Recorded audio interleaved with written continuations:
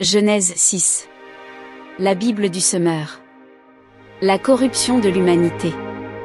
Quand les hommes commencèrent à se multiplier sur la terre et qu'ils eurent des filles, les fils de Dieu virent que les filles des hommes étaient belles, et ils prirent pour femmes celles qu'ils choisirent parmi elles. Alors l'Éternel dit, « Mon esprit ne va pas lutter indéfiniment avec les hommes, à cause de leurs fautes. Ce ne sont que des créatures terrestres. Je ne leur donne plus que 120 ans à vivre. » À cette époque-là, il y avait des géants sur la terre, et aussi après que les fils de Dieu se furent unis aux filles des hommes et qu'elles leur eurent donné des enfants. Ce sont ces héros si fameux d'autrefois. L'Éternel vit que les hommes faisaient de plus en plus de mal sur la terre, à longueur de journée, leur cœur ne concevait que le mal.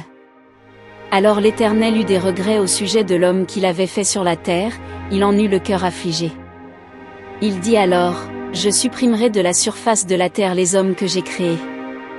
Non seulement les hommes, mais jusqu'aux animaux, jusqu'aux bêtes qui se meuvent à ras de terre et jusqu'aux oiseaux du ciel, car je regrette de les avoir faits. » Mais Noé obtint la faveur de l'Éternel. L'histoire de la famille de Noé. Noé et ses fils. Voici l'histoire de la famille de Noé. Noé était un homme juste et irréprochable au milieu de ses contemporains. Il menait sa vie sous le regard de Dieu. Il eut 3 fils, Sem, Cham et Japheth. Dieu veut sauver Noé. Aux yeux de Dieu, les hommes s'étaient corrompus et avaient rempli la terre d'actes de violence.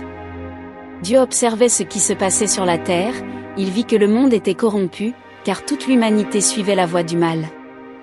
Alors Dieu dit à Noé, « C'est décidé.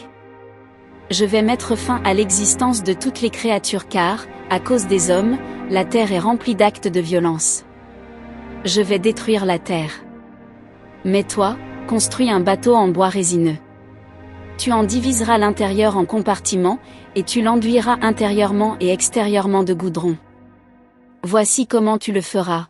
Tu lui donneras 150 mètres de longueur, 25 mètres de largeur et 15 mètres de hauteur.